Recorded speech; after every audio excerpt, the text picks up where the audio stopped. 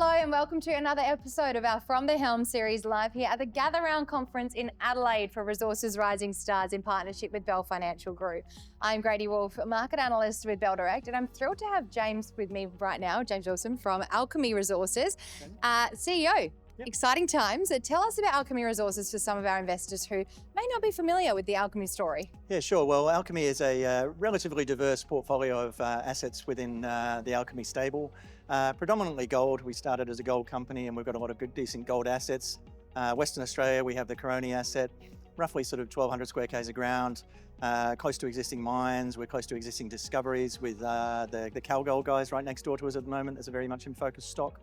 And really, really good strategic tenure sandwiched in between all the existing gold miners. And that's a good position to be in.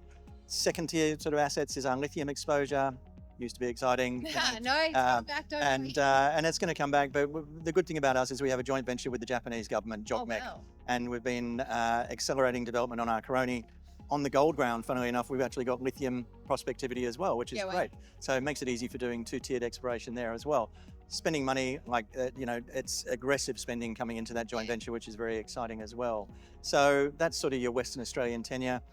We have a joint venture also with Catalyst Metals up in the Briar, north of Meekatharra. We're a 20% free carried interest there on gold development. So mining leases, native title extinguished, ready to go. Those sorts of things can bring in value for investors down the track. And very exciting indeed. Absolutely. Now, you're operating in a lot of different minerals. How do you know what's where, and how do you operate and kind of give the strategic outlook for what you're kind of focused on? Well, it's a gold run right now. As you said, lithium still exciting and might come back soon with undersupply expected over the coming years. So how do you decide the strategic kind of focus at the moment? Well, obviously it's also funds dependent as well, as you can't spend on 3 different projects simultaneously, or else you'll be raising every second week. We are focusing very heavily on gold at the moment. The guys were on the ground up in the Lake Rebecca area the other day near Lighthorse, doing some work with a plan to actually go and do some more drilling up there, because investors want to see gold drilling at the moment. We are a gold focused company, but at the same time we're ticking over our permitting on our iron ore up in the Briar next to Catalyst. High grade iron ore sticking out of the ground. Early days, but direct shippable grades plus 60% Fe wise. That's very exciting as well. And New South Wales as well, just pushing ahead the land access agreements there.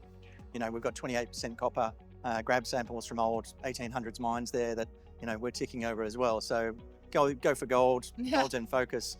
But copper is also a major player as well. Copper is massive now, And so we're just got to schedule the projects, the people, and the funds as well to go and sort of look at those. We can't do everything all simultaneously.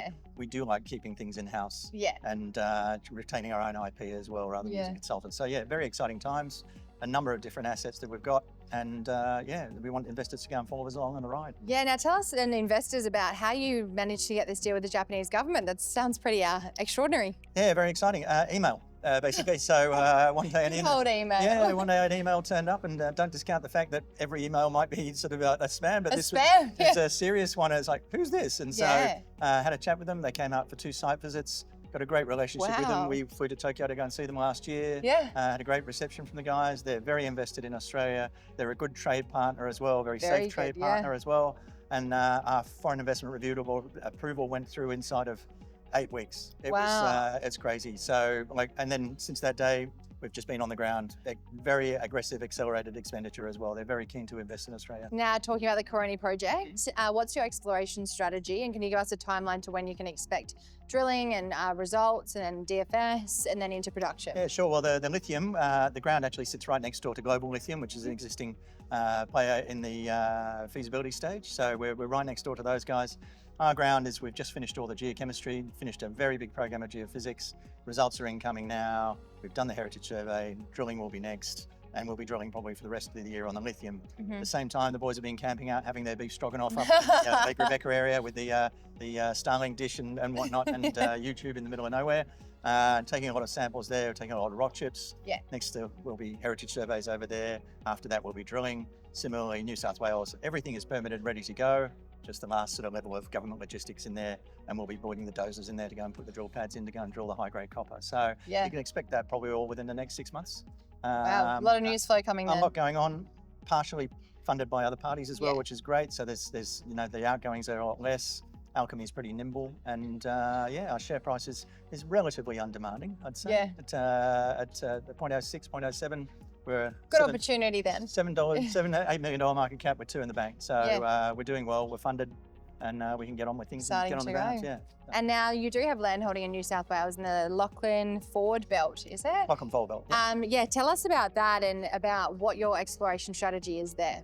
Yeah, well, Yellow Mountain sits about, 15 k's up the road from Mineral Hill and sort of 50 kilometres from Aurelia's Federation mine on the main road going up to Cobar. So it's a great belt. You've got the Australian gold and copper guys down the road doing great stuff, good explorationists, and we're right next door to that. Now, there was a piece of ground on Crown land, had a whole bunch of open mine shafts there. When you step on the ground, there's malachite, sphalerite, nazurite, all the copper minerals and lead minerals. Big words there. I don't know, but... And then we sampled that, and the guys sampled it, 20 years ago, and we sampled it, and we got 28% copper and 18% lead. That is huge amount. And this is the gear that they were chucking away out of the shafts, because they had their old smelter back in the 1800s with the guys who were mining there back in the day.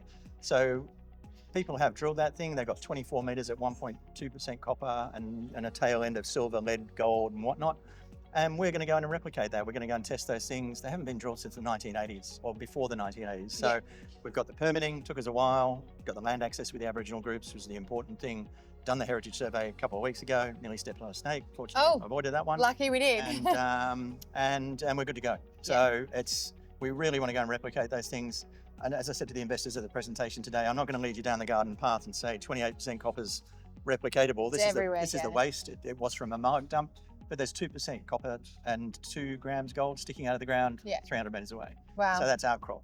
So, and I don't see too many people who've got that kind of gear floating around at the moment in an exploration play. Yeah. And it's just been a simple matter of permitting. So that's really good. And then we've got a 342,000 ounce gold equivalent resource sitting up the road at Overflow. That's again, old shafts, dirt all over the ground kind of thing, and you've got, Federation 50 kilometres away. So you're ready to start the digging. It's an exciting area. It's just the logistics of getting in there it takes time, and we are at that point now where we're ready to go. Can you summarise the news flow investors are set to expect over the next 12 months? Yeah, so obviously lithium will keep going. That'll be just basically a free carried interest there with a progressive exploration run by us. Then we'll look at air core drilling up in the Lake Rebecca area for gold, short term as well. And then at the same time, New South Wales, that'll go off. It's the high grade copper is obviously the focus, copper, gold, 2 of the main commodities that everybody's talking about at the moment. And then hopefully if we can sort of juggle everything in between that, we'll go and drill the iron ore. So they're all brownfields projects, very accelerated development. These aren't sort of new greenfields plays. This is, going for the jugular, which is good. James Wilson of Alchemy Resources, thank you so much for joining us today on this episode of From the Helm, live here at the Gather Round Resources Rising Stars Conference. I hope you enjoyed that episode as much as we did filming it.